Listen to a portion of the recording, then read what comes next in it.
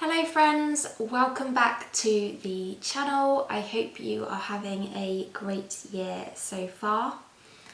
In this video I am talking all about gluten. What is it and how is it formed exactly? Gluten is a complex protein network that acts as one of the main structure builders in baked goods. We often associate gluten with flour. However, flour by itself does not actually contain any gluten.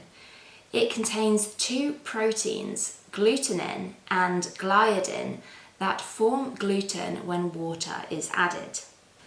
As well as water, in order for gluten to be developed into a strong continuous network, it requires mixing.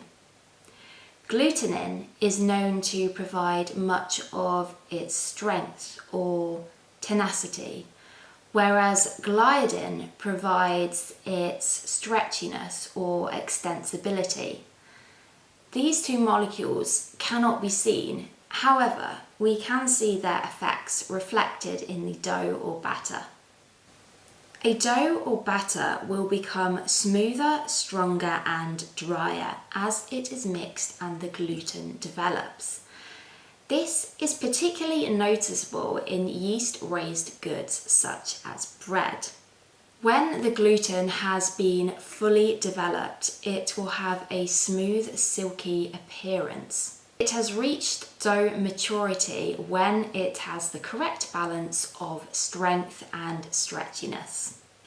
A mature and well-developed dough is easy to handle and shape and will rise properly during baking, maintaining its structure.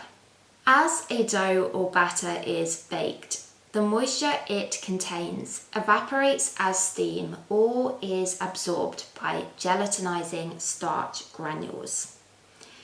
It is this loss of moisture in the presence of heat that allows for gluten to set into a firm, rigid structure, maintaining its shape.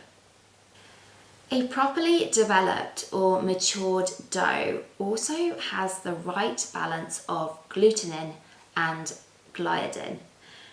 Too much glutenin and the dough will be very strong, however difficult to stretch and shape because it bounces back too readily. This will result in a product that has a low volume and tight crumb. On the other hand, too much gliadin and the dough will be slack. It will be soft and easy to stretch, but won't bounce back readily or hold its shape.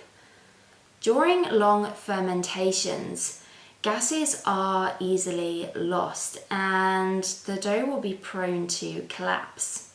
Slack doughs will produce breads with a low volume and large air cells.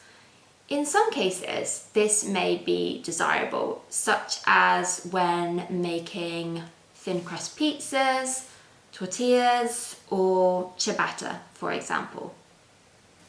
We allow gluten to develop and mature with kneading and resting. Kneading stretches and aligns the gluten strands, helping them form a stronger, more cohesive network. Generally, the more kneading, the stronger the gluten network. Resting the dough allows the gluten to relax and form a more uniform structure.